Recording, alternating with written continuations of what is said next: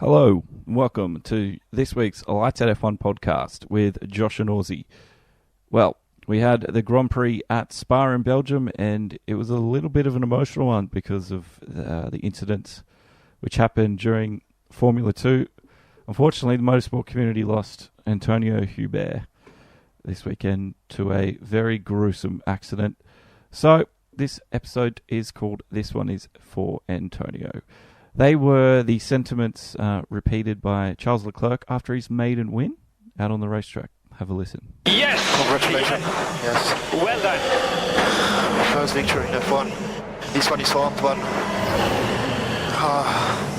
It feels good, but yeah, difficult to enjoy on a weekend like this. But thanks for everything, guys. You're the best. A dream come true anyway. Yes, it was an emotional one for many of the drivers out there, including Leclerc, who's had a pretty rough time as of late. And Aussie and myself here at Lights at F1, we'd like to extend our prayers and best wishes for Hubert's family and Carrera as well, who was also involved. And we hope we never see that again in motorsport. But episode tonight in the 5 Lights On, 5 Lights Out segment. First light will be the Hubert, and we will talk about the social media side of things and any safety implications this might bring up in the future, and we just clear a few things up there. We also will talk about Leclerc's maiden win, and he was obviously helped by Vettel holding up the Mercedes, so bit of a crazy strategy. We let loose on that. Albon, great weekend from 14th to 5th. He struggled early on, he said, but he got it in the end. Some amazing overtakes, and we open that one up for discussion. Raikkonen and Verstappen turn 1. Surprisingly, there's two sides to this argument. Some sort of blame either side a little bit. We share our thoughts on that. And the poor Haas boys, change of direction for them with their performance-wise, but it's not working for them, and we explain that one to you. Checkered flag. Just a bit of a topic on the Lewis and his crashing in FP3. There was some boos. Is it okay to boo a Formula 1 driver, or for that matter, any sportsman?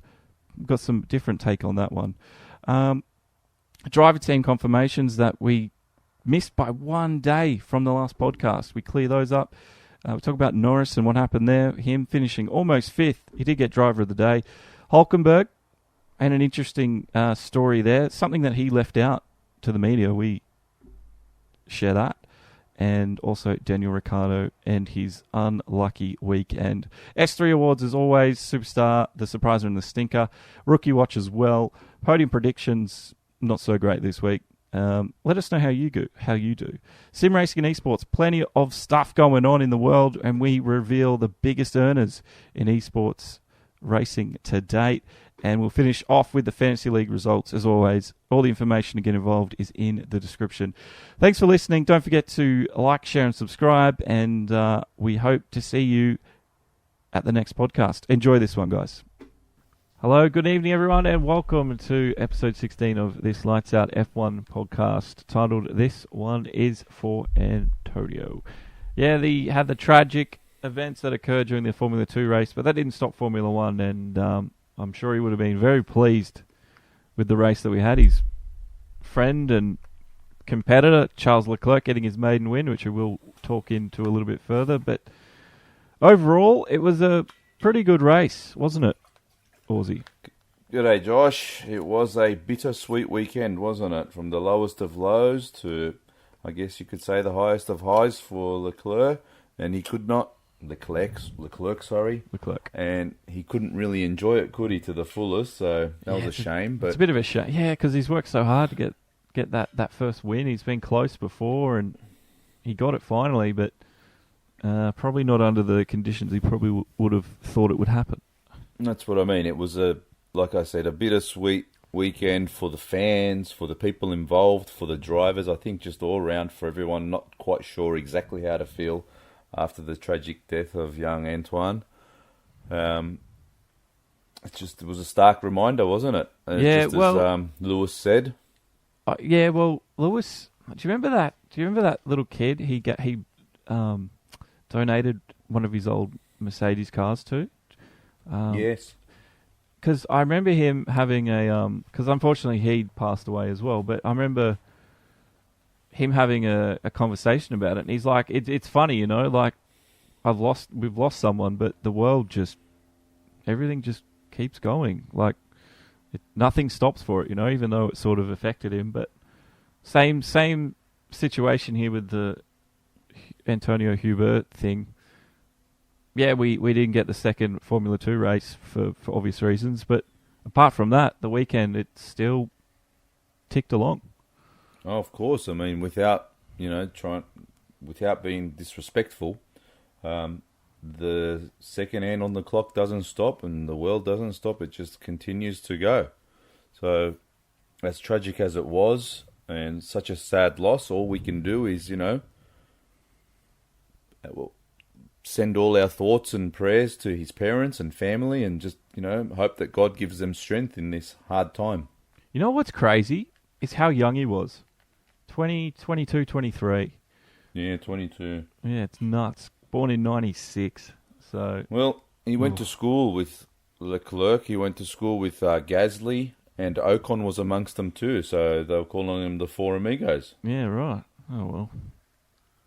I guess Leclerc, he raced for him this weekend. But that's another thing I want to talk about. We did mention it briefly before, but obviously there was a bit of uproar from some people about the sharing of the video on social media.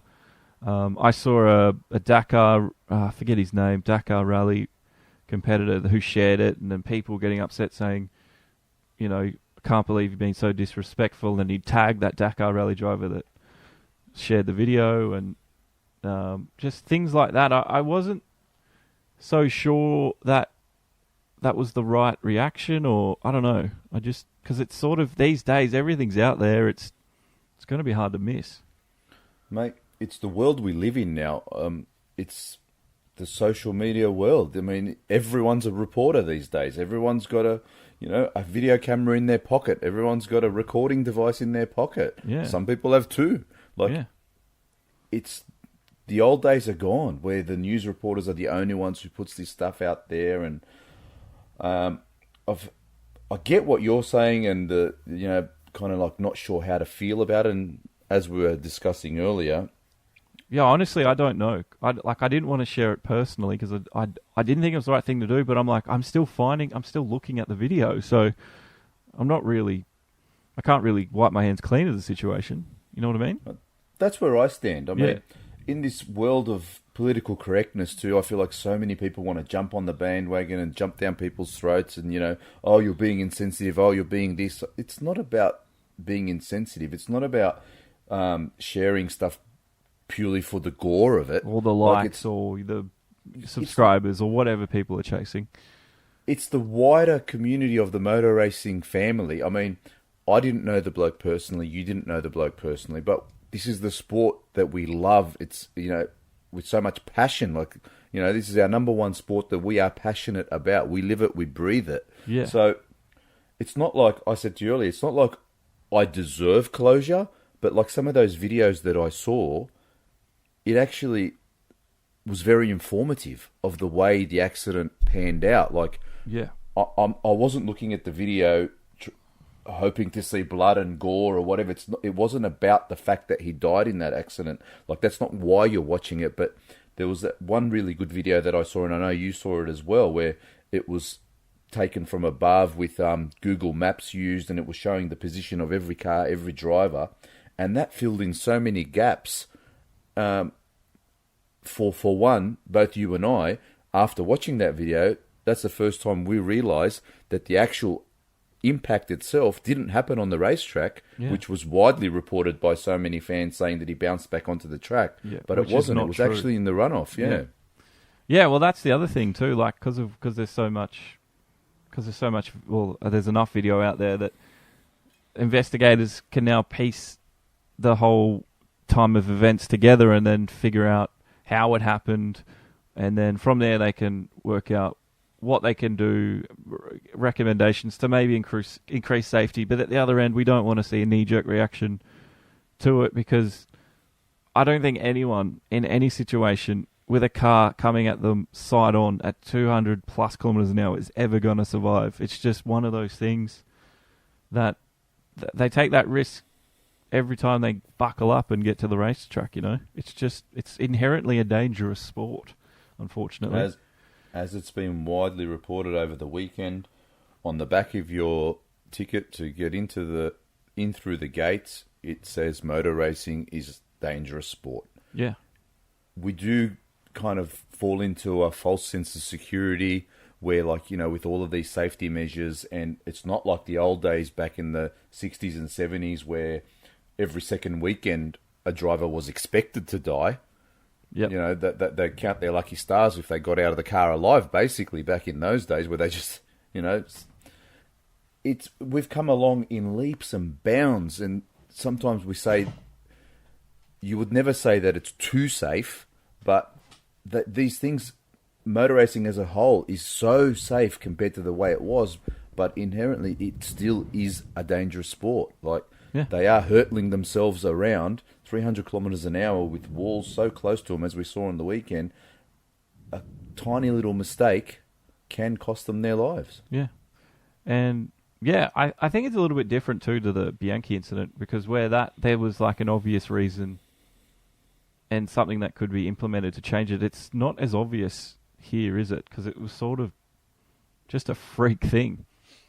And it's one of the fastest parts of the track. You're on full throttle. It's also a very blind corner as you crest the top of Redbull on there. Yeah. So, and there was things happening prior to the actual incident itself, where Latifi had a flat tire, which, you know, the drivers were trying to avoid. It was only lap 2, and that set the chain of events off. Exactly. I mean, it's just as harsh as it sounds, and you know, and I'm not being heartless at all, but it was just one of those things. It was meant to be. Yeah, you can't avoid it. Sometimes there's just things in life you cannot avoid. Unfortunately, no matter how much you try, you cannot avoid it. It's just it's the way it was written. Yeah. Well, it happened, unfortunately, and it was a sad day for all. It was a pretty harsh thing to wake up to on a Sunday morning, because I was looking for their Formula 2 race on F1 TV, couldn't find it, Googled it. Obviously, I learned straight away why, but yeah, that's just how things go, unfortunately, and that's the nature of the sport we love. But yeah, I think with some of the videos, it definitely filled in a lot of gaps, it explained it a lot better. And then there's less speculation about certain things that happen, and we know the facts, and we can go from there, you know. So I'm sure that might help the Hubert family out a little bit, knowing that that every possible precaution that they could do was implemented, and it was just unlucky at the end of the day. I just want to finish that off with actually 2 things I want to say. First one was in regards to the sharing of the video, and all the people who are talking it down and calling people out, and, you know, basically passing their judgment on people for sharing it. Mm-hmm. I put it back on them. If you don't want to watch it, don't click on it. Don't watch it. You know, you don't need to try to be the headmaster of everyone, so to speak, on social media, you know? Yep. Like, everyone feels like their opinion is so important, and they've got the right to tell people who they don't know from a bar of soap. You know, so much judgment gets passed around left and right on social media. It just annoys the crap out of me. But I'll leave that there. But the other thing, we can't finish this conversation off by, you know, wishing the best for Juan. What's his last name? Carrera? Juan Carrera, who's also still in hospital. Apparently he's stable. He had fractures to both his legs and ankles, but they are intact, is the last reports that I heard.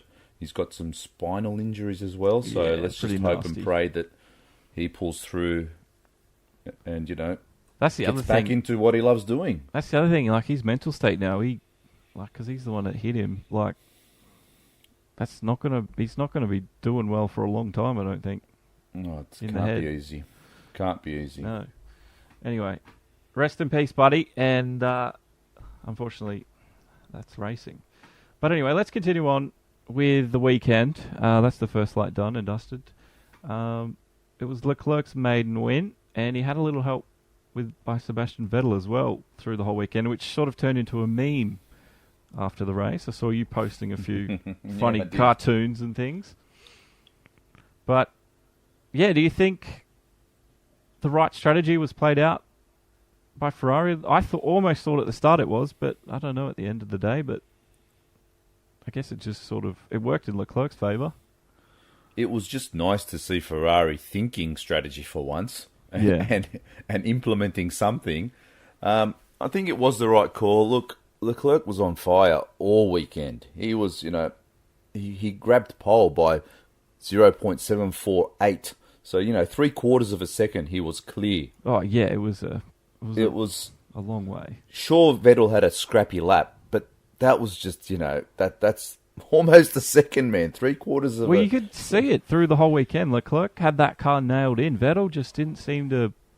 He was just catching up every corner with the car. The car was ahead of him. He just couldn't control it, locking up.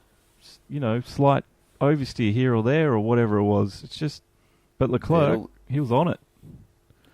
So it was a very telling weekend, I think. It'll be very interesting to see how this all plays out, particularly because we've got Monza just this week. It's a back-to-back race, so they're already on their way. They're probably setting up already in Monza as we speak.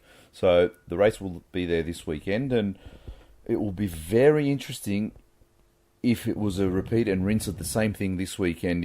In that, if Leclerc gets out there and he blows Vettel away again, I think that might just set the dynamic in that team for the rest of the season. Yeah, I did say something in the chat. I think Vettel, if he was to win Monza, that'll sort of reset him, probably build him up for the end of the season. But if he doesn't do well here, I'm not sure he's going to stay around in F1 for much longer. That's my concern. That's what I mean. Either that is the definite possibility, and obviously the rumours never cease as we go and we witness these performances. But what about the other way? I was thinking the way he really played the team game this weekend, you didn't hear him moaning or anything on the radio. He just knew that Leclerc had the speed, and he did his best to help him. Yeah. And he definitely helped Leclerc win his maiden victory. Without Seb there, I think Lewis would have got him with a couple of laps to go. Yeah, well, he was playing the wingman role, so to speak. And so then maybe does he just settle in and become the new Kimi?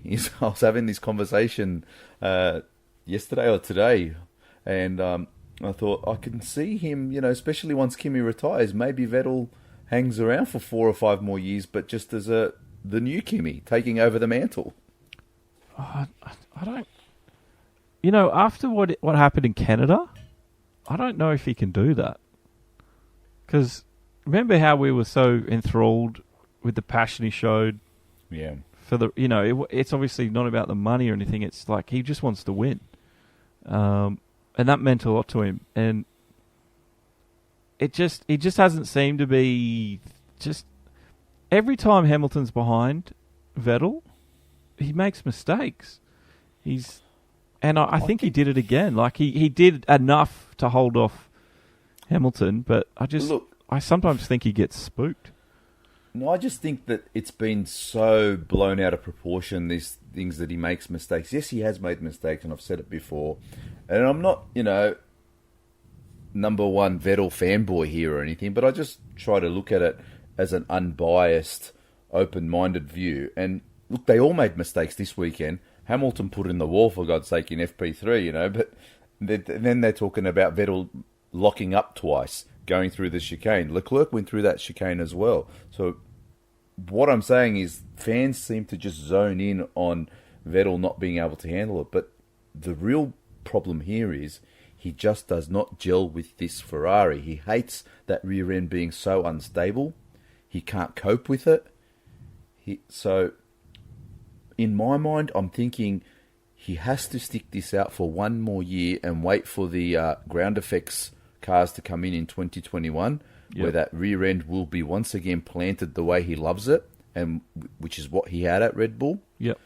But if he can't see himself lasting through this next year, I just feel like he's got nowhere to go. I honestly can't see him going back to Red Bull. He's not going to go to Mercedes. Where is he going to go? He's not going to go and just go around for the hell of it like an Alonso at Haas, is he? I don't think he'd stay in F1. That's what I think. Yeah, I think he'd leave Formula E or something. It'd be something else. DTM, whatever else Formula 1 drivers go and do. The Blanc, probably not the Blanc pain, but I don't think he'd stay in F1. If he left, it wouldn't be F1 anymore. It'd either be a year off. Maybe he'd stay within the team, sort of do an Alonso thing, like test driver sort of role. I don't know, or like Button sort of did, with the option to come back in the full team when he wants to. So he could probably work that out at Ferrari. I don't know, but yeah, I don't know if he's going to stick. I just think he needs to win Monza to finish the rest of the year sort of knowing he's got the ability, because I sort of think he doubts himself a little bit. And I'm with you there. Yeah. I think he has to win Monza. It's almost like imperative that he wins Monza. Yeah. The car's capable. He just needs to he just needs to get on top of it. He needs to win. And we do know that he is an emotional bloke. He does keep to himself a lot. So I think this weekend probably was, with all the happenings, I know it wasn't easy on any of them, but I'm just wondering, even in his back of his mind, like with the playing the team role and just ensuring that Leclerc got his first victory, I'm just wondering. I mean, I know what you're trying to say here. Yeah, if it was like it was kind sort of reserved a little bit because it was the right thing to do. I'm just wondering. Yeah. It's a possibility. I'm not saying that he noble. had it and he let Leclerc win. That's not what I'm saying by a long shot. Yeah. I'm just saying that the way he actually held Hamilton back and, put his elbows out to just make sure that Leclerc got the victory sort of thing, Yeah. I know what you're saying. I mean, so, everyone wanted to see Leclerc win. And to put the focus back on Leclerc, what a ripper weekend he had. Oh, yeah. We've gone about him for making too many mistakes himself, and he nailed it. And in the face of adversity, it couldn't have been easy for him. Let's not forget, he's only 21 himself, isn't he? He's young, yeah. I think he might be 21, 22, yeah. He's a very young driver having to deal with this, and I don't know, a lot of people have heard the stories, I'm sure, but he actually came out and raced and won the race the day after his dad passed away, and it was a very emotional victory for him. Yep. He's had to deal with his godfather, Jules. What do you call it? Yeah, Jules, passing away. And then now his very good friend just passed away, and he's come out and faced all that and actually took the victory. So good on him. Yeah, it was good. And he showed a lot of what we like to call intestinal fortitude, I think. Yes, he did really well. Like I said, in some ways, it was a shame he couldn't really enjoy his very first Formula One victory. But I guess, in time. He did get a bit disappointing trophy, though. Mate, I don't know what's going on with these trophies. I did. I saw that post about trophies, and it was a good point. Because it was a Johnny Walker trophy, wasn't it, for the whiskey or whatever it is? Yes. It's like, the French giving the Michelin Man trophy. Yeah. It's just... The circuit is the one who should be giving the trophy, not the sponsor. So well, that if the sponsor does want to give him a trophy, give him something that's memorable and that, you want to treasure. Like, that's his first win in F1. So you actually saw the trophy, didn't you? So it was just like a figurine of the Johnny Walker man. Yeah, imagine the Johnny Walker logo, but in 3D on a trophy. Correct. So I'm saying, why can't they, even like you said, if the sponsors are going to put Johnny Walker on the trophy, obviously, but make it something related to Spa, something related to Formula One that signifies that day, that event. Something original. Just... Yeah, I don't know, because that sort of tarnishes the win a little bit. Because imagine that's your first full-time drive win in Formula One, and it's a bloody Johnny Walker logo. I don't know.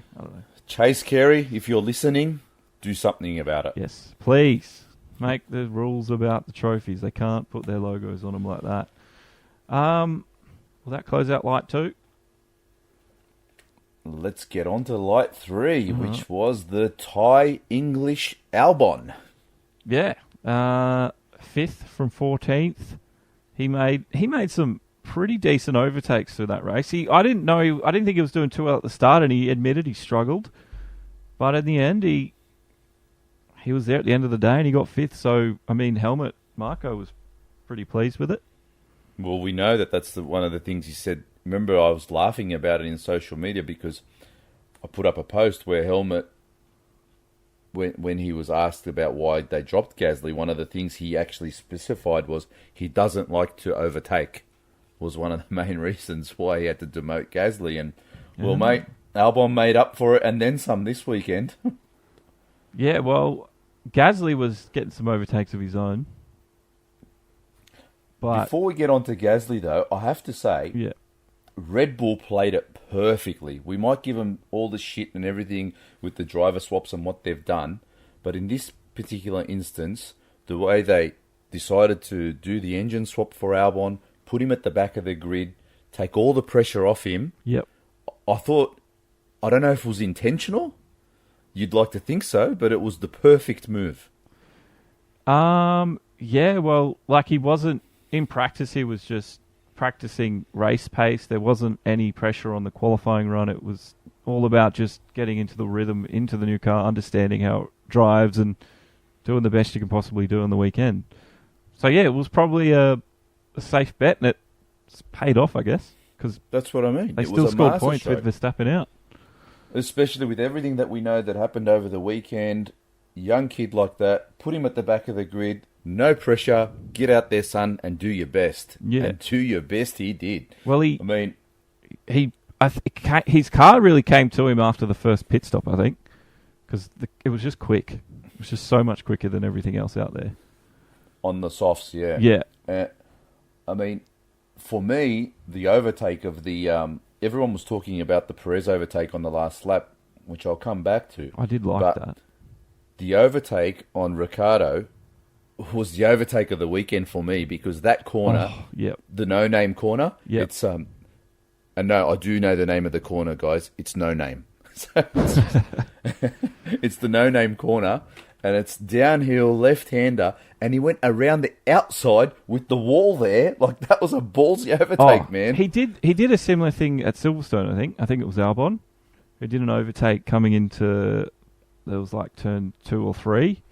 But he did it again with Ricciardo, like I said, around the outside. It was awesome move. He lined it up perfectly. He saw that he was going to get the switch back, slowed down, cut back in behind, had the grip around the outside. He couldn't have planned that any better. And it was on someone like Ricciardo, man, who's like known for that.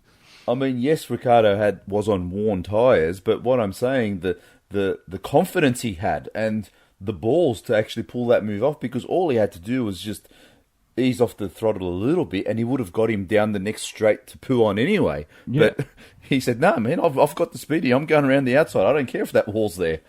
Yeah, and he made up... When it was just him and Perez, he had 9 seconds. I think it was like 10 laps to go or something. There were 9 seconds between him and Perez. Oh, and he was flying. And he caught him before the end of that race. Like, the pace he had was... I mean, it's a shame he didn't get any higher up the grid and wasn't able to get a podium out of it, but I think he'd be very happy with the 5th place.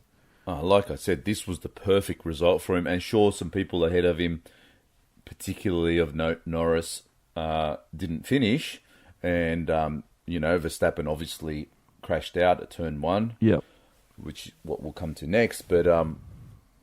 man, he did what he can do. He had the car, he had the machinery, and he did the best he can, and he finished 5th. He earned his 5th spot. Yeah, he definitely did. Now, we must talk about Gasly, because the reason Albon's there is Gasly's gone down. You made a point that he was making a lot of overtakes through that race. But I still don't think Gasly was any better than what he's been before. I remember during the race, even in the race chat that we have, going with a few of us, and we were even Eddie couldn't believe it either. Gasly just looked like a new bloke. It was like all of a sudden he's back in his Toro Rosso and back to the Gasly we knew from last year, because he looked racy, which he hasn't looked all year. But you can look racy, but you got to finish up the grid a bit, mate. Like, I get that, but he was up there for a lot too, and then that sometimes the strategy played out too. I'm not saying he had a fantastic race, but what I'm just focusing on is the way he looked in that car. He has not looked like that all year to me. No, he hasn't. I agree with that part of it, but I still don't think it was enough from Gasly. Like, it's just after what Albon did, and then where Gasly still finished behind his teammate, just inside the points too, luckily, because Giovinazzi and Norris crashed down. Again, it helped Albon, but Albon was still going to score points regardless. I just don't think it sort of cemented Red Bull's decision here, I think, because Gasly still didn't quite perform the way he should have, I think. He looked racy, I do agree, though. So I guess for me, the jury's out. I'm not saying that... I don't think he had a shit weekend. Kvyat did finish ahead of him quite easily at the end of it, but that's because Gasly's tyres were just dying towards the end, which a lot of cars were. Yeah. But for me, I did say to you last week that this was a very interesting dynamic that I was looking forward to watching between Kvyat and Gasly, and I think it's going to develop as such. Well, I want to quickly look at Kvyat's fastest lap compared to Gasly's fastest lap. I don't think I can find it. Kvyat did that's not right. Time of day. It was a 1:48.143, and Gasly's time was a 1:49.7. That's a big difference in race pace just there. Yeah, but probably I can't remember what the tyre strategies they start on, but I think they were on alternate tyres. So yeah, but regardless, he still should be getting I know high fuel loads and such, but I still think he'd be getting a better. I mean, Ricciardo had a 150, so Ricciardo had a crap weekend. But he did 43 laps on mediums. Yeah, that was just a stupid decision. Russell beat him. Where's Kubica? Did Kubica? No, he didn't set a time. Oh, no, he did. Just Kubica just behind him. So, yeah, So Gasly's behind the two Williams, while Kvyat's ahead. That still says a shitload to me. Fair enough. It was only Grosjean, Gasly, and Ricciardo that were behind the Williams. Everyone else got a faster time. All I remember from my point I just think he looked better this weekend because of whatever happened. He was in the Toro Rosso. He looked like he was making a lot of overtakes, which he was. But I still don't think it was good enough. For me, I remember I summed it up at the end, was like, wow, he finished that low on as far as the finishing order goes, because for me, watching him through the race, I thought he was doing so much better because he was actually making moves. I enjoyed seeing the fire in him. Like, at least he looked alive in the car. He hasn't looked like that all year to me. So I'm still looking forward to seeing what else he can prove. I hope he doesn't get burnt out, and I hope he doesn't just fade away. So do I. I'm not hating on Gasly here, but like, if I'm just looking at the data that's in front of me and in what I saw, and my conclusion is that Red Bull actually did the right thing. So, I don't doubt that they did the right thing. Yeah. I still don't think it was good enough. That's just me. Okay. That's just me. But the other thing was with Albon and Perez. Did you notice coming into the last lap at La Source, the way that they almost stopped? Because Albon was behind Perez, and Perez, because he's obviously been around for a while, so he wanted DRS going up Kemmel Straight. Oh, yeah. So he purposefully went out wide, basically opening the door for Albon. But Albon, as young as he is, he was too smart for that. And so it was kind of like, when you watch those, in the Olympics and that, and you watch those bikes going around the velodrome, and they kind of like just balance it for a little while before they sprinted out to the end. Yep. It reminded me of that coming around that corner because they were like 10Ks, 15Ks an hour. They were just like, you go. Well, and in the end, Perez just planted it. Well, it's a similar tactic that Fraga used in their Gran Turismo Sport World Finals when we had that big crack up about the incident there that he got a 5-second penalty. I know that's in a game, but, it's a very similar strategy to what Perez tried to play, but, Albon was all over it. Yeah, it was very interesting. Yeah. But the bigger picture for me was that just proved right there how powerful DRS was at Spa this weekend, which I did not like. You know what showed... I can't remember when it was. I think it was like the first lap. Was Vettel behind one of the one of the Mercedes, and then it wasn't DRS. It was just the slipstream effect in the straight line of that Ferrari. How quickly he just zoomed past. I think it was either. I think it must have been Hamilton. Yeah, it was. Yeah, if just you're talking the first lap. Yeah, first lap, boom, and I was like, holy hell! The pace that car had just with the slipstream, this is not without DRS, was just so much quicker. So, yeah, DRS was a huge advantage if you had it. This is what I always say. We don't need DRS, especially here at Spa, because you've got such a long run. They come around La Source, and it's flat chat all the way up through Eau Rouge and down Kemmel Straight. It's flat. They do not lift. So you've got plenty of time for the slipstream to take effect, and if you time it right, you will pass. Having said that, the Ferraris were 10k an hour faster than the Mercs with no DRS. Yeah, that's what I mean. It was power. So obvious. Yeah, they have the power, all right. So DRS goes on our end of year debate list for the podcast that we have. So if you have any topics that you'd like to have at the end of the season, which we can go into massive detail with, because we've got a long off season, so we can just devote an episode to DRS if we have to.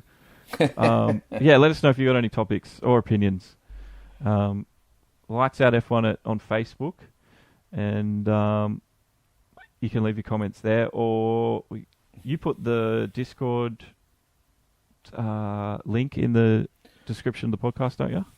All of our links are there. Your Facebook, the FNL one Facebook, the Lights Out Facebook. It's all there. Our Discord is there. But guys, we're coming at you thick and fast. We came at you last week. We're here tonight. We're here again next week, 3 weeks in a row. Jump on our Lights Out F1 Facebook page. Give us a bit of love. Or a review on iTunes, please. Something. Yeah, just let us know you're out there. We know you're there because we can see the ticker going up.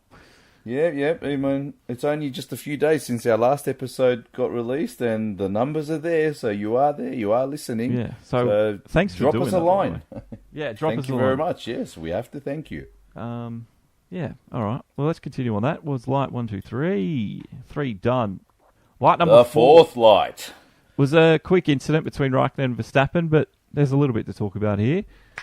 Now, Raikkonen obviously was like, what the hell's he doing? Verstappen, what the hell's he doing? Should Verstappen really have been up the inside of Raikkonen at turn 1? No, I was don't it think the so. Verstappen of old? Was it a racing incident?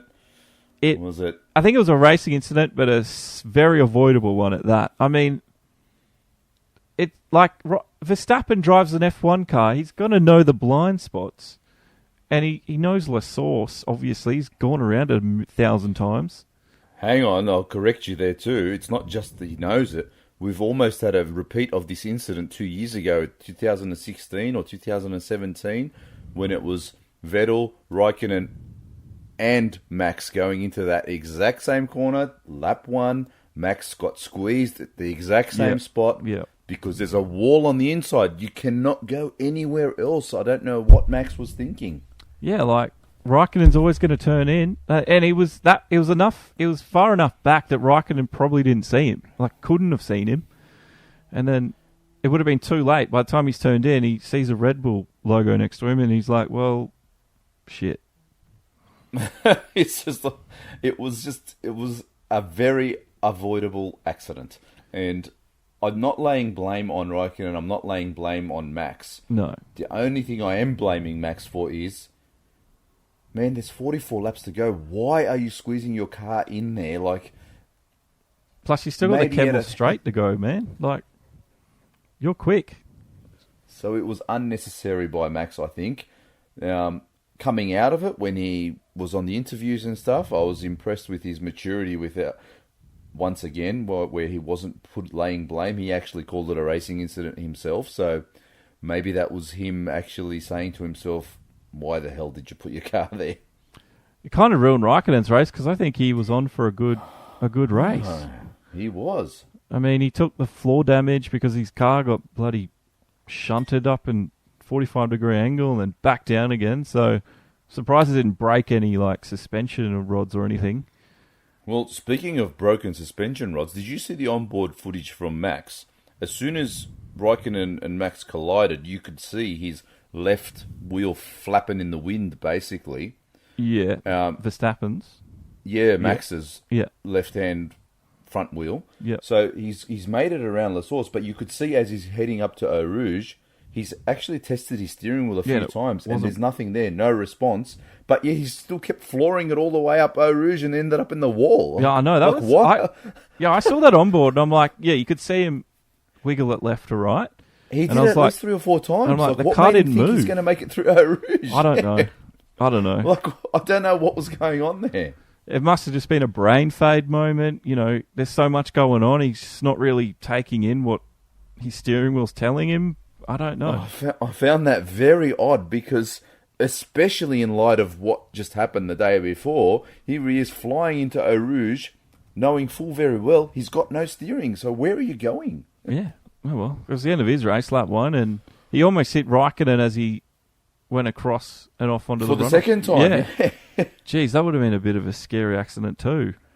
So that was lucky we didn't see anything happen. But yeah, it was odd. And I mean, how good's having that camera on that crane right there on that inside turn 1? You mean to give the overview? Yeah, that's perfect, man. Yeah. I know why they've got that camera. It is perfectly placed. That was the incident that ruined Dan's weekend. Yeah, because it sort of set off another chain of events that happened behind, and Raikkonen coming onto the outside, Daniel leaving the gap, but then I think Stroll hit him, and your mate Stroll rammed Dan right up the backside. Oh. You know that great driver Stroll, where everyone else is able to avoid everything, but no, he comes around La Source, foot to the floor. Oh shit! There's a Renault there. Yeah, Stroll. It wasn't great. Who worked? It was Norris. Norris just saw everything happen, and he just found a gap. And he did the right thing, unlike Stroll. He tiptoed around there, seen what was going on, kept it nice and tight. Yeah. And then he said, see you later, once he was clear. Yeah, I agree. So, anyway, it was just... I thought it was a bit of a aggressive move from Verstappen's half that, shouldn't have been at the end of the day. I love Stroll. You love him? Oh, okay. Let's move on to the Haas boys for our final light for the weekend. All right, Flight 5. Yeah, they had a bit of a change of direction with their performance. I'm not sure exactly what it was, and they were hoping to get a little bit more out of the car after this summer break, but nothing really presented itself for them. They didn't really have anything. Personally, I found it very baffling what they have decided and what they were doing, because they were doing the testing between the Australian spec car, which Grosjean was driving leading up to the break, and Magnussen was persevering with the current spec car. Now, in the last 2 or 3 races, Grosjean has proved that Australian spec car was so much better than the current spec car. That's right. Now they come out of the summer break, and they say they've decided to put this Australian spec car to rest, and they are moving forward with the current spec car. So I don't know if they brought upgrades and they thought they'd fix some things. So that was but their they obviously have change. not. Right. So they just have no pace. They've got a Ferrari engine in there, and they've got no pace down the straight. Yeah, well, wasn't it Rogro saying he was like 20 with the dead tyres as well, but he was like 20 kilometres down on the rest of the field? Because they're forced to carry so much aero, apparently, just to get the car around, but they just and try and get these tyres working. And this is not happening. So disappointing for us. They've obviously got one lap pace. Yeah. They can get it together on a Saturday where I think Grosjean was in the Q3, wasn't he? What did he start on the grid? I can't even. I didn't really see qualifying. Let's have a look. Qualifying. Grow. No, it's Q2. And what was K-Mag? K-Mag. I wish I could just say it. Oh, no, sorry. He got through. Yeah, he got through to Q3. I thought one of them got through. That's So what he I'm was saying. 10th. So they've got pace to be in the top 10 cars on a Saturday, and come race day, they're struggling to beat a Williams. Yeah, but so Magnussen wasn't that far ahead of Grosjean because it was Grosjean 11th, Magnussen 10th by the end of the day. So, I mean, Grosjean's Q2 time was quicker than the Q3 time Magnussen did. And their Q2 times are 44.738 for Mag, Grosjean 144.797. So very close. The drivers are, I think, getting what they can out of the car. It's just, that's it. That's all they've got.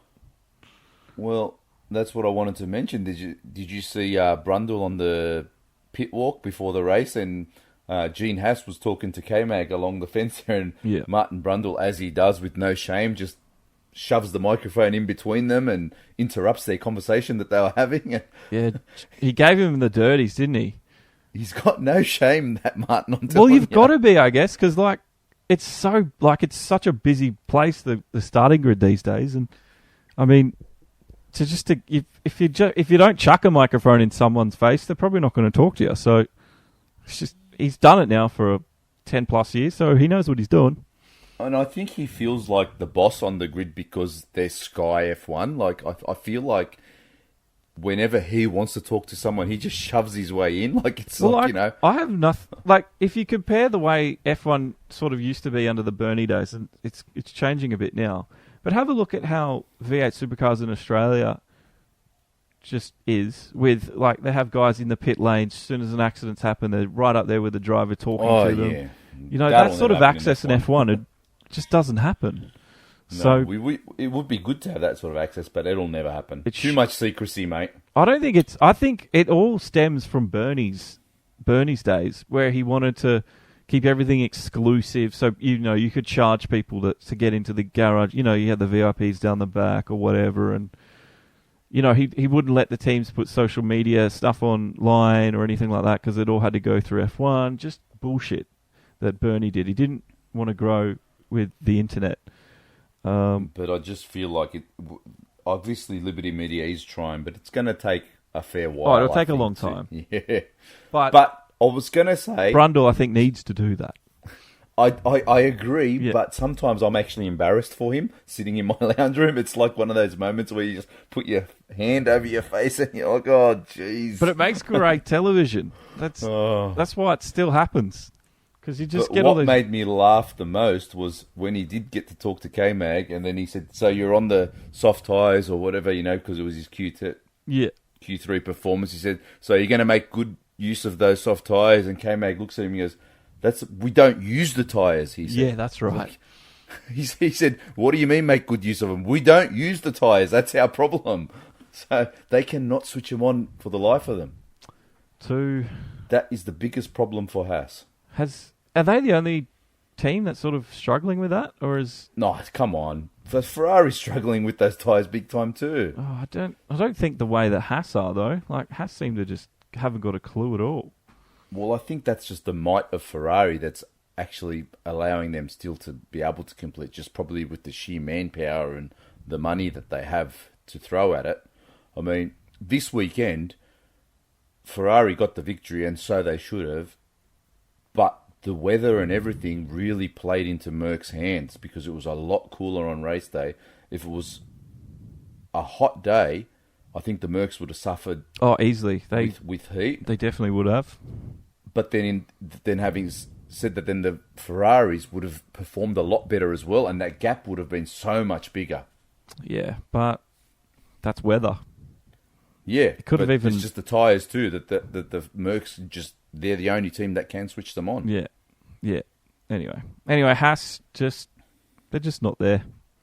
And they are not there. they've got a long way to go. So that direction change I was talking about, you said it was from testing out the Australian spec, but now they've just scrapped that idea and have gone back to their original forward plan. It's almost like, no, we're sticking to our guns. We're going to go forward with this. I don't know if that means that they've pretty much written off the rest of the year, and maybe they're just using this as a 6-month test session and hoping to sort some shit out so that they can hit the ground running next year. I don't know.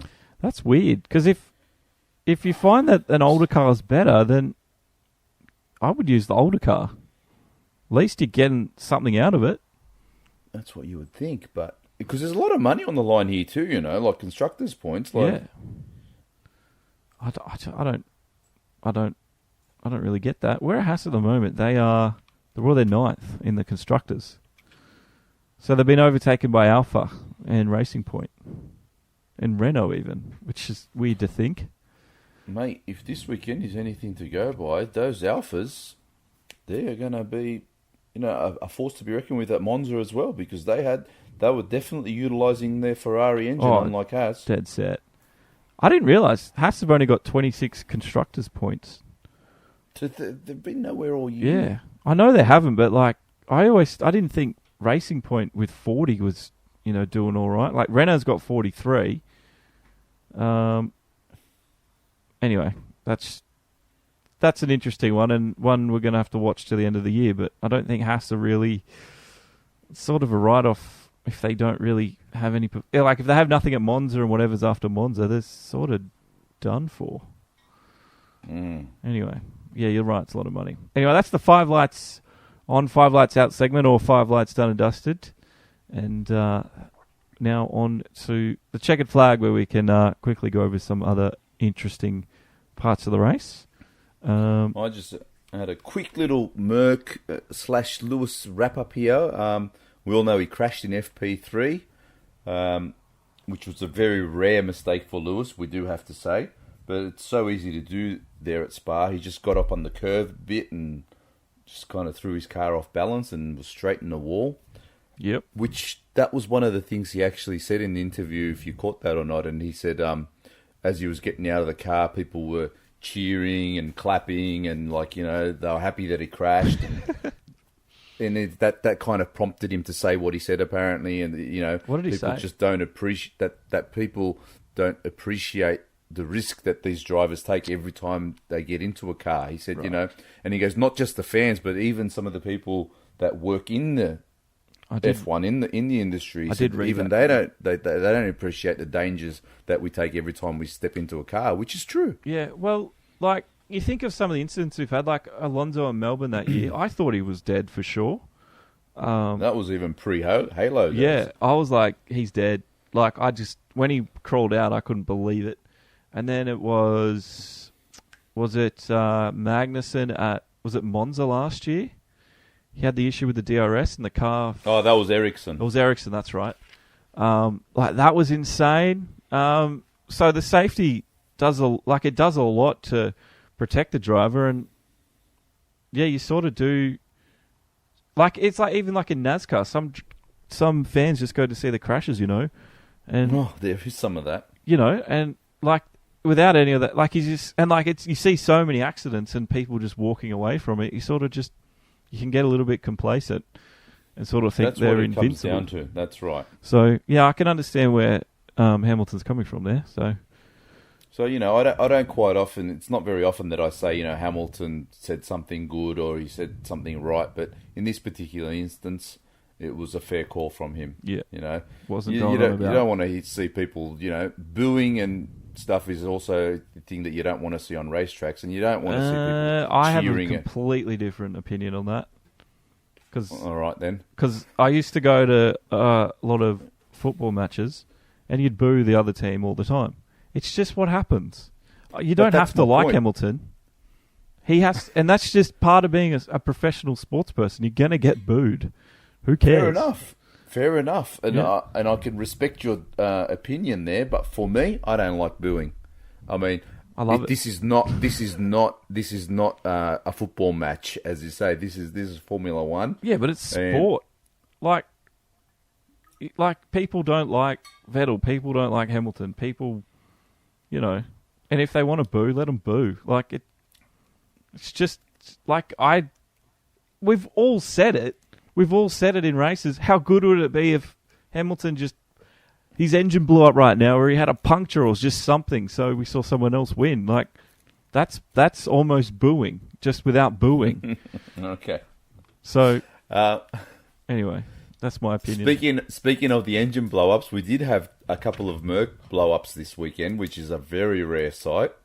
We had Perez's engine blow up in FP2, and then we had Stroll. Kubica's engine let go. Didn't Stroll And I think that was... as well? Was it Stroll or was it Perez? It was one of the I thought both Racing Points. Racing Points engines had a problem. Oh, if they did, then I must have missed the second one. I can't remember. But what about Kubica blowing up in Q1? I think that was the Merc engineers at the back of the pit saying, shit, Lewis needs another 10 minutes to get his car out there, so they pressed the button to blow up Kubica's engine. I love these conspiracies that come out of F1. That's how they ensured Hamilton got out there. Otherwise, he was not getting out in Q1. You see, so it was the detonate button. They just hit it. Well, it's not impossible. Let me say that. Like, these days with technology and that is definitely not impossible, but probable, unlikely. But it's good to think of it that way, I think. I like it. Yeah, that's interesting. That's very... I haven't heard that one until just then, so I like it. But what about... Yeah, we did see a lot of engines. It was the heat too, wasn't it? Just causing issues. And it was a new spec engine. That's what it was. The Mercs brought a new spec engine because they after the break, and obviously you had a few teething problems. Well, that's what happens when you're trying to eke out every last tenth. That's actually a very good point in the sense now we're finally getting to a stage where these engines are at a parity, because this is also makes me laugh hearing Toto and Lewis constantly referring to and moaning about Ferrari having so much power down the straights. They're so strong. Oh man, just settle down. You've been the strongest engine for the last 6 years. Let Ferrari have a turn, for God's sake. It is funny when you hear Mercedes complaining, because it's not like they're at the bottom of the constructors or anything. Oh, they're so much quicker than us on the straights. 10 kilometers, 20 kilometers faster. We're losing a second to them just in the straights. Like, sort your shit out. Simple. Wipe your tears away. Yeah, it is funny to hear them cry, but that's what they're always going to do. Always going to do it. 2021 is going to be very interesting, I think. Very interesting. It will be. Let's see what happens with all of that, but let's leave that one for another day. But have you noticed Merc's doing these fake pit stops lately? Merc? Yes. Yeah, they've been doing it for a long time. Now, this was outlawed. Yes, it was, but they do it every second race, I reckon, on average. I've been noticing it a lot more this year. Go back I think they did it in Melbourne. I think they did it in Monaco. I think you can even go back to 2018. There was a lot of... And, like, it always comes up. This is outlawed. But Mercedes do it constantly. I noticed it again this weekend. Yes, they do it all the time. Now they're just taking the piss. Yeah, it's outlawed, though. And, like, we had all this frickin' argument happen after Canada about being consistent with penalties. You need to start... Either it's a law or it's not. Crack down on it. Start enforcing it, because it's bullshit. I hate it. That's why I brought it up, because we actually outlawed this and it was illegal to do in the rules of Formula One. Me personally, I don't think there's an issue with it in the sense that they should let the teams dummy it, if they want to use it. But yeah, it's just an interesting let it strategy. Be open to say that we are no longer policing that and you can throw a dummy. Yeah. Because that just either Mercedes have found a loophole where they come out, they have like a, I don't know, this is another conspiracy. It's not founded on any evidence at all. They say, we'll box, and then when the driver gets to the pit box or the entrance, they cancel it, and off they go. So then you can say the driver made the call at the last minute, and But, it could be planned. Say we'll do a dummy pit here or whatever. I don't know. They might have a code for it or something. I think the thing that they get to hide behind a lot is the do what Vettel doesn't do. Do the opposite to the car in front of you, so then it's like they're preparing for a pit stop, but they know very well they're not going to stop. It's just becoming more and more regularity, I've noticed lately. I think it's been a regular thing for a couple of years, and you are right, it's happening more and more now, but it is outlawed. Either enforce it or not, because if you're not going to enforce it, let everyone do it. That's all I'm saying. Yeah, I have no issue with it, but I have an issue when it's not allowed, and someone's getting away with it. That's when I've got an issue with it. Exactly. Yeah. All right. Driver team confirmation. So we obviously got Hülkenberg out and Ocon in the Renault next year, which was some of the other news that broke after our last week's podcast. Yeah, we should have just waited one more day for our podcast, and we would have had probably all a couple of hours actually. Yeah, because so obviously Ocon is in, Hulk is out. Perez has signed a 3-year deal, which I was very surprised at. Like, such a long contract too. Yeah, so there goes all theories I had of him going to Haas. So yeah, that's not happening. He's locked in there at Force India. I was going to say then at Racing Point. They need to change their colour scheme next year. I think it's time. Yeah, because it still looks too much like a Force India. Yeah, even if you want to still keep the pink in there, just change it up so it looks different. Yeah, it needs to look different, I agree. But now the big interesting talk here with these driver teams is now the big talk is where's Hulk going to go? Because he's obviously out of Renault. It'll either be F, Formula E or DTM, one of those. So are you saying he's out of Formula 1 altogether, no team? Yeah, I don't reckon he's in. I don't think he's going to stay in F1. I think he's going to either go to either Formula E. We'll hear something there with the new Porsche team that's being formed and etc. or DTM. I don't think he's going to stay. What I have for you then, in that case, if they're the only two options you are giving for Hulk, then I say he ends up at DTM because he actually despises this hybrid cars. He despises Formula E. Did he? I didn't know that. Formula E, yeah. No, he doesn't like it at all. It's the future. I'm one of the few people that like Formula E, but there's a lot of Formula 1 purists that for some reason look at F Formula E and just go, it's just a smash fest. But I think they've got the right format at the moment for what the cars are capable of doing. The big talk with Hulk was that he's going to go to Haas. Now, I don't understand the talk there because for me personally, why would you get rid of Grosjean to put Hulk in? Like, it's kind of like same for same. Is it though? Well, I've been thinking a bit about this, and let me put it to you this way. Right. I had this conversation with someone just yesterday, and when I put the facts down, he came to my way of thinking. I know that Hulk's got a lot of fans out there. I know a lot of people say that he's such an unlucky driver. Yep. He's at 160 million races and he still hasn't had a podium. Yep.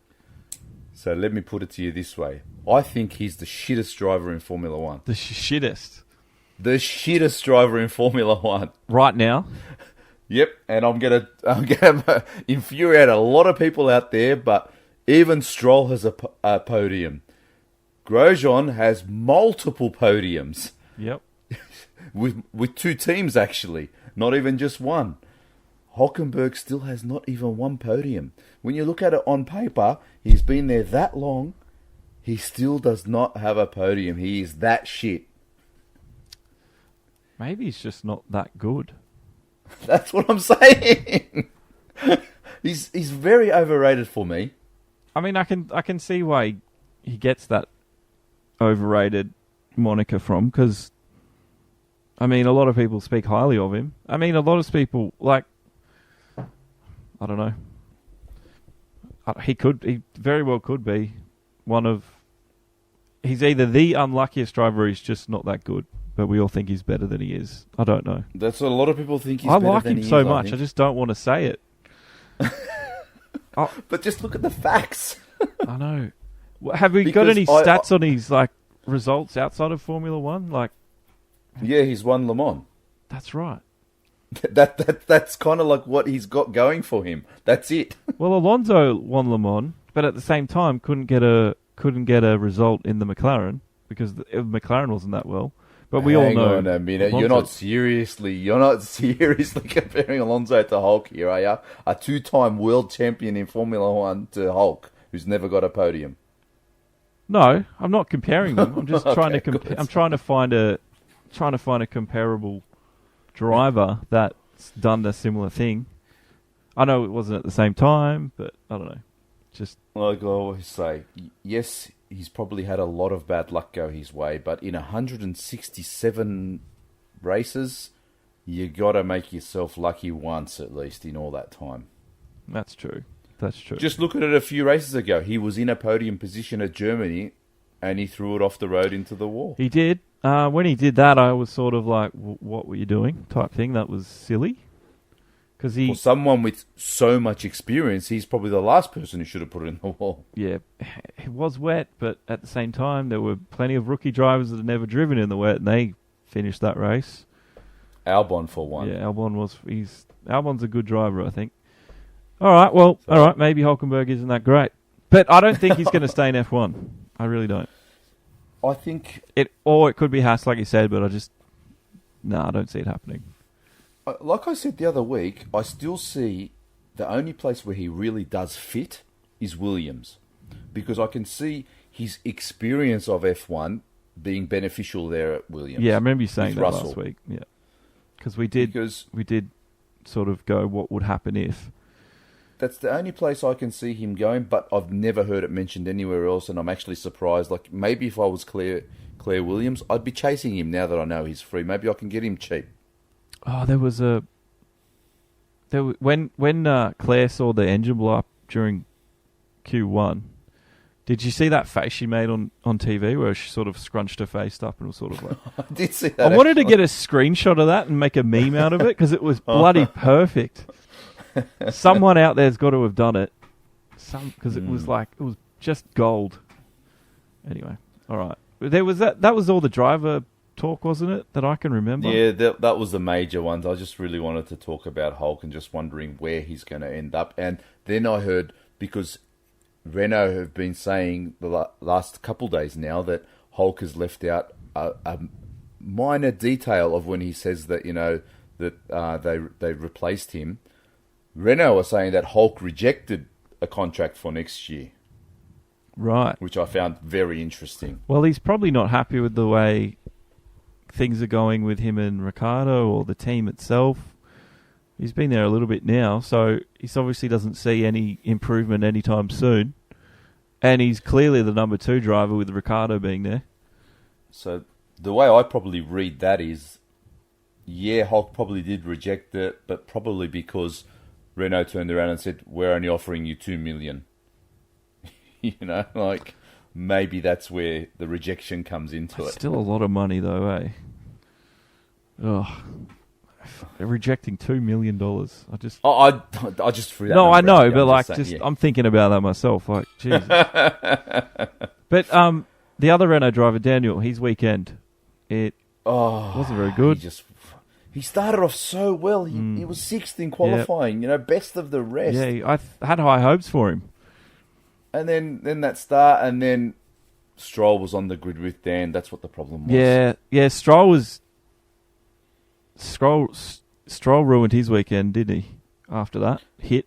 And I don't understand these strategists at Renault. Like, what is wrong with them? Are they the same family of strategists that are at Ferrari? Are they running the tyres long? Because they pitted him really early, obviously. No, what do you mean really early? Lap 1. Yeah. And then they put him on the mediums and said, go out there for 43 laps, mate. Yeah, that was a bit dumb. I just don't understand. You saw what a sitting duck he was at the end. What was the point of it? Even Hulk came and passed him. Yeah. I don't know. Sometimes I just think the strategists sort of forget that their tyres aren't working the way they'd like them to. You know what I mean? Like, they just forget that vital... Like, they think that the tyres will... They know how to turn them on and activate them properly. But they're just not... It's not happening. But if Pirelli tells you that the maximum lifespan is 30 laps, what makes you think you're going to get, another 13 laps, so almost 50% more than what Pirelli tells you? Well, who knows? They could have had data that told them otherwise. So they might have tried to exploit that, but... Yeah, it's a stretch. It's probably me just being annoyed really more than anything, because I really thought he was a shoo-in for a top 10 finish at least to get some points. I think he was, but after hitting Stroll and having a pit, it was just... Hang on, he didn't hit Stroll. Stroll hit him. You know what I mean? I'm not absolving Stroll of any blame. And then we had Norris. He had a great run, perfect start. Driver of the day, actually. He still got it. He was the official driver of the day. Yeah. And just so heartbreaking. I've told you this since we've been doing this for a while now, that I always say sport is the best form of reality TV. You could not have scripted that any better. As he crosses the line to start his last lap, his engine goes cock, cock, cock, cock, cock, and dies. He got 11th, though. He did get classified 11th, but he was going to get 5th. Do you know, as he was coming down through Blanchimont, if he had realised a little bit earlier that his engine was actually going to die for sure, he could have backed right off, and Leclerc would have lapped him. Yeah, and then passed the line after Leclerc. And then he would have been actually classified 5th. Yeah, I know. But that was he had to know that 100% it was going to die. But I guess at that stage, coming into the bus stop, he was still thinking, "Oh, I've got one more lap to go. Got to make it. No, it's dying. Fuck." Well, that's like his engineer said. He's like, "It's too late. We're over the line. P0, whatever they say." And it was just, you're gonna have to just suck it up, buddy. Shocking. But he was shocking. He was pretty humble about the whole situation and sort of, mature about it. And, it's just one of those things as a race car driver. It doesn't matter how hard you work for something. Sometimes it can be taken away. Like Toyota and Le Mans back in, I think it was 2016. Last lap, leading 24 hours. Right. The car just stops. Yep. Tears everywhere. So... he's not the first, and he definitely won't be the last. And that was the Spa weekend done and dusted, guys. Sorry we went a little bit longer than maybe we intended, but that's right. There was a few things that happened. It was quite a full weekend of things. S3 Awards now, and you are keeping a good tally on them, so we should be able to tally them up after this, actually. If you do have the current standings with you now, you don't. All right. The superstar and the surpriser of the weekend. So, tell me. Mine was who was your 2 points going to? Leclerc.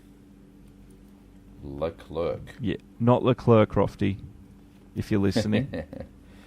My 2 points this weekend goes to a 1 Albon. Yep. I can see that. And, yep. I mean, it wasn't a surprise for me, as our award states, but I have to give 1 point to Leclerc for his weekend. My point goes to Norris. I know he didn't finish 5th, but I think he did an amazing job for a rookie. He did a great job. He did, yeah. But I don't understand why he got the driver of the day. I thought Albon would have shooted in. That was my opinion. Obviously, I was wrong. Well, people would have been voting because their vote closes once the checkered flag's down.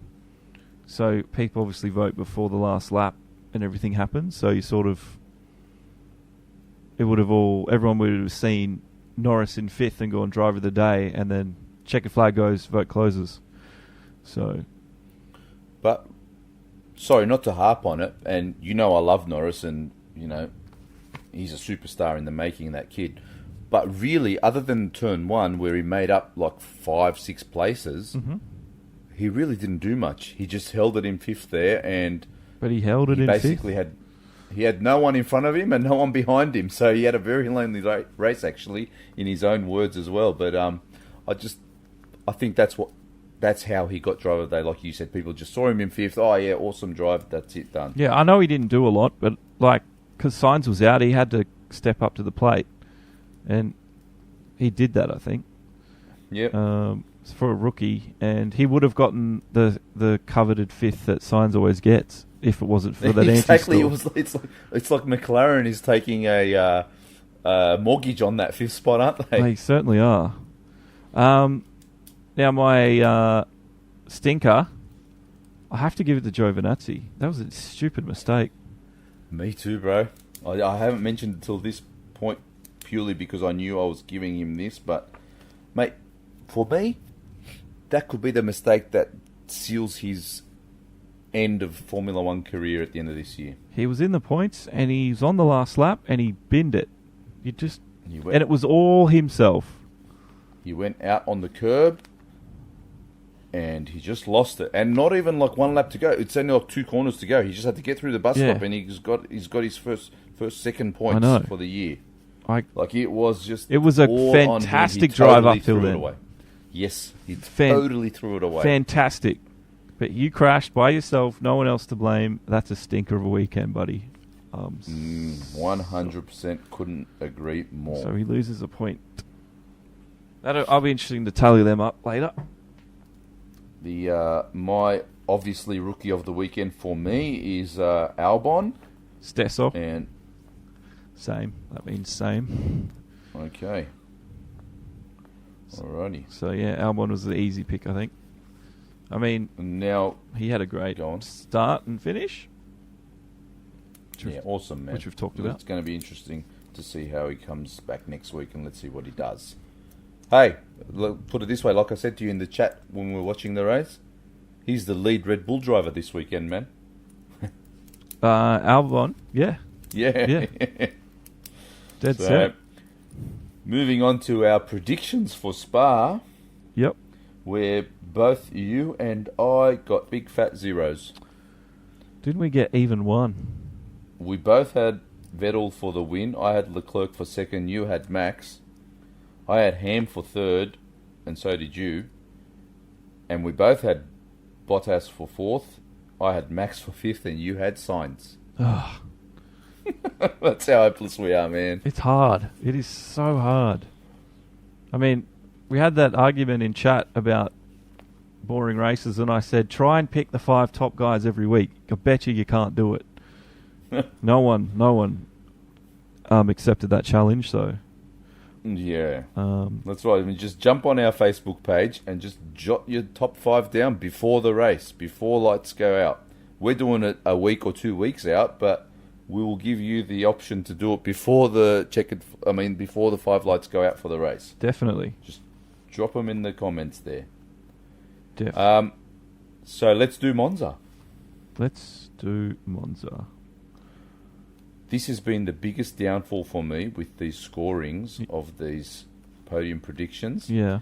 And I'm obviously someone who does not learn from my mistakes, and I've got Vettel on top. Okay. All right. I'm going to put Leclerc to win again, back to back. Okay. He just looks so good in that Ferrari, man. Yeah, I like your chances. I don't see that going wrong for him. Like it might for some others.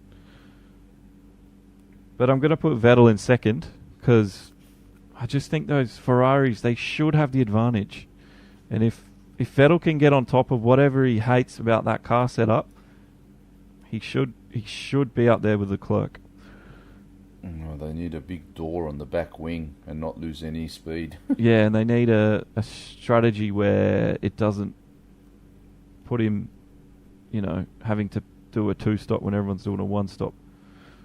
I'm putting Hamilton second. All right. My third, I'm going to put Hamilton. Yeah, my third, I'm going to put Bottas. He likes to just follow Ham around. He does do that. He's good at that. So you're doing that too for fourth? He scores the points. My fourth is Verstappen. Sorry. Oh. I'm not putting You're Bottas. putting Max. Bottas doesn't even hit my top 5. Oh, geez, okay. So you have Verstappen for 4th. For 4th. Does Leclerc make a mistake and get out of the points, or does he finish 4th?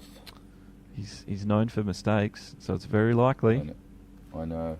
I like your 4th. I'm going to go with Max. All right. My 5th, Carlos Sainz. I just think it's stupid to go with anyone else at this point in time. Well, I'm going to be stupid. I'm going to go with Norris then. All right. Well, that's not stupid because... I know. I just plain. I knew what you were saying. But yeah, Bottas... You just said that they've taken a mortgage on that 5th spot. I think Bottas might... something will go wrong. He did it to himself in was it Hungary? Can't remember. Where he crashed himself out. Oh, yeah, that was the other one that got locked in with the drivers too. Bottas got confirmed after our podcast. Ah, yes, he did. He did. So Toto wasn't lying. But yeah. No, he wasn't. So Leclerc, Vettel, Hamilton, Verstappen, Sainz for my top 5. Alrighty. So we got a little bit of sim racing and esports news just to quickly run through. Mm-hmm. If anyone out there hasn't caught any of the FNL Esports F2 races on Thursday nights at 8:30 p.m. on our Facebook page, you're missing on out. Demo 1. You are missing out. And even you can just jump onto YouTube and jump onto the Demo 1 Garage YouTube channel. We're always streamed live on there. Yep.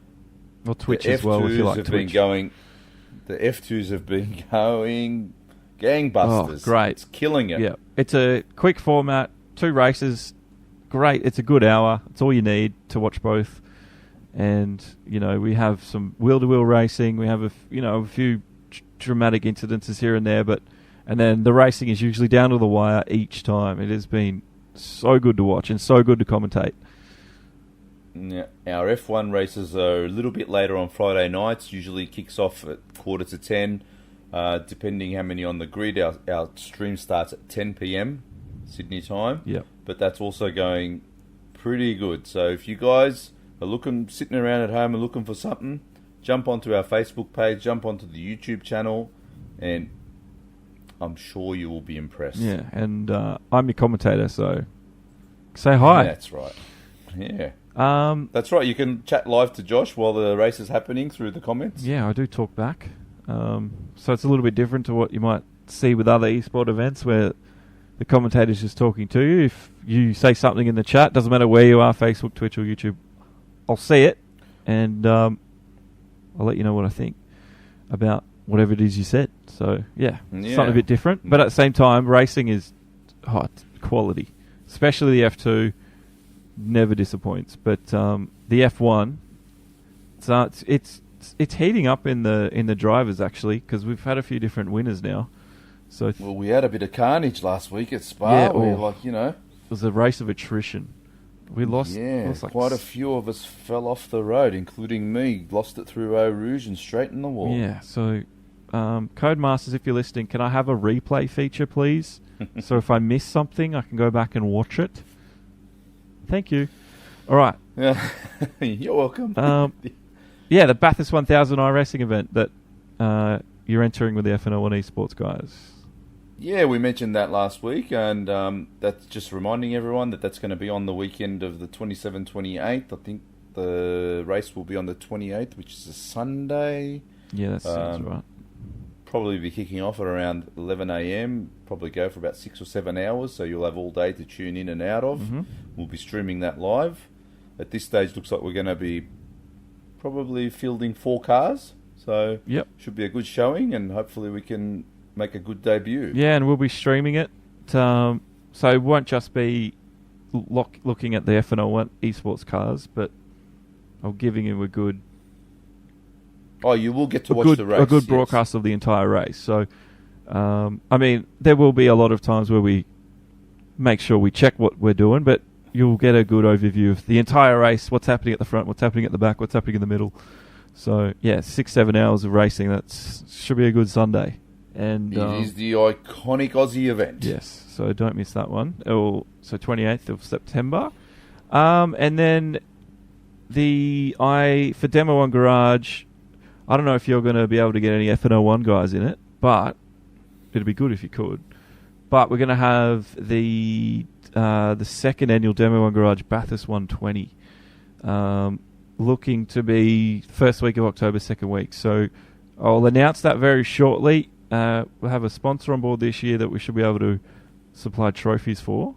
So, yeah, it's all going up and up and up. So if you're a GT Sport fan, I'd start doing some laps around Bathurst right now and have a look at last year's event to see what the guys did. But yeah, that should be announced officially fairly soon. What cars are you running in that? Oh, the Group 3s or GT3s or Group 3 as they're known in GT Sports. So the GT3 category cars. So you can pick any GT3 you want. With the BOP will be turned on. There'll be no tuning. And then I'd imagine, I can't remember what we set it to last year, but I imagine fuel and tyre wear will be what we used last year. So that's all in the old video on Demo One Garage YouTube. I just can't remember. I've got to go back and have a look. But yeah, all the details and stuff will be announced pretty soon. So yeah, keep an eye out on that one if you're keen. Right. You should be good. Yeah, and you've had a look at the latest iRacing earners. How much? Yeah, this I come across this and I was like, oh, jeez, I wish I was 12 again so I could really, make a go of this sim racing. It seems like it's actually not a dream. It's actually achievable to make it a career these days because the latest iRacing earnings have been out and I saw the table and like the number one guy, Gregor Hutu, is like $62,458 he's earned from iRacing, and that would be US dollars. The guy second on the list, which is Ray Alfala, he has got $51,500 out of iRacing, and the guy in third place, Martin Kroenke, he has got $40,101 and 26 cents. I mean, that's not bad. Now, this list goes down through the top 25. Yep. And the 25th guy on there, he's still got $4,500 odd. Yeah, that's better than nothing. Not bad at all, is it? But you know what? You know what I sometimes can't get over is like sim racing's. It's been around a while. I mean, and but then you look at games like Fortnite, where they have massive esport competitions. The guys are winning multi-million-dollar. Oh, massive! Like, I just wonder I don't really get why it's so I'm not complaining. I'm not saying we should be getting more money for the sim sport guys, but it's just interesting. And I think the sponsors are finally starting to see the benefit in sim racing and getting involved, and I think this is what's boosting the money now. Whereas up until this point, there really wasn't, big names getting involved. Like you said just the other week, Michelin is now involved with GT Sport. Yeah. And you've got the McLaren getting involved with the world's fastest gamer. And so it's just... And then you've got Formula One doing their third season now of the esports series. And I think there's $500,000 there in the purse. Yeah, that's impressive. It's big money out there. And now I just read... Dirt Rally 2.0. They've just announced the championship. I hate that. Which has got 10k prize pool. So what I'm saying is the money is there now. Yeah, just don't buy Dirt Rally 2 if you don't have it. I just wish I was 12 so I could just dedicate my time. I mean that's good. That's good. That 10k could probably buy you the season passes that they make you pay for and all the DLC you're going to need. So, yeah, that'll at least pay off the game that you paid $120 for at the start of the... Anyway, I just freaking hate what Codemasters have done with that game. I love Dirt Rally, the original. Thought it was perfect. I hate the way they're doing now with the way they go. But 10k for a rally, that's good. I don't think I've seen any money up for any rally events before, so that's different. It's only growing. Yeah. And the R Factor 2 elimination round was just done on the weekend, and Erhan Yahovsky just won. So he was the winner there. So he'll be going off to continue on his run in the world's fastest gamer. But it was an interesting race around Sebring, which is not an easy track. It's very bumpy. And if you want to go watch it, it's on a YouTube channel called Let's Go Racing. And you can check it all out there. But well done to Erhan there. And he's off to the next round to try and become the next race car driver for, is it Porsche? One of the GT cars. They're getting it. Like this year, they're actually getting into a real drive in a real race car. And a couple of endurance events, Yeah, so that's going to be really interesting to see who they pick for that one. Because there's a lot of different routes to enter. There's R Factor 2. There's like that Real Racing 3 on the phones and iPads and stuff. There's Project Cars 2 and a few other ones. So it's very interesting the way they go about getting this world's fastest gamer, because they make sure they cover all platforms and all types, like from fair dinkum serious sim races with rigs and triple screens to the person who plays a racing game on an iPhone or a tablet, So, but I think that's a pretty cool way of doing things instead of just. That's what I'm saying. Look, they're covering everyone. They're saying if you think you're good enough, come at us. Yeah. And then to wrap this whole podcast up, we've obviously got the Fantasy League. I didn't do too well this week because I had Verstappen and Sainz out of the race, so got no points there. But I got 73 points this week. You did really well. You doubled that, 152. Yeah, and I'm still only running 11th in our league. Yes. So before I even catch you, my main aim is just to get back into the top 10 and kind of consolidate myself there before I can think about catching you and passing you. Yeah, I mean, overall I'm 7th, but for the weekend at Belgium, I did really bad. Only 73 points. It hurt because I had Sainz as a turbo as well, so it turboed his minus points. So it was even... I had Norris as my turbo, so I don't know how that affected me, actually, because he would have been so much better if he was 5th. He would have got you some points. But yeah, the scoring system on the fantasy is really complicated. Very. But if you want to join that, passcode in the description to join with the league link as well. I always put it there. You're more than welcome to join at any round, because it'll start you at, say you start for Monza, you'll be ranked from Monza onwards, not from the start of the year. So you can join any time. Don't feel like you've missed out. That about wraps it up, I think. Is there anything else you'd like to... That does wrap us up, mate. Yep. Oh, awesome. Well, it was a tragic weekend with the loss of Tonio, but we got a really good race at the end of the day. Leclerc winning. A maiden win for him. Some troubles for some other guys on the grid. First lap shenanigans. And a lot going on in sim racing. So, hope you've enjoyed that one. My name's Josh from Demo 1 Garage, guys, and race hard and on the edge. And I'll see you in the next podcast. And we'll see you next week, guys. Until then, push it to the limit and keep it on track. Good night. Good night. You've been listening to the Lights Out F1 podcast with Josh and Aussie. Get involved on Facebook at the Lights Out F1 Facebook page. And don't forget, like, share, and subscribe. We'll see you next time.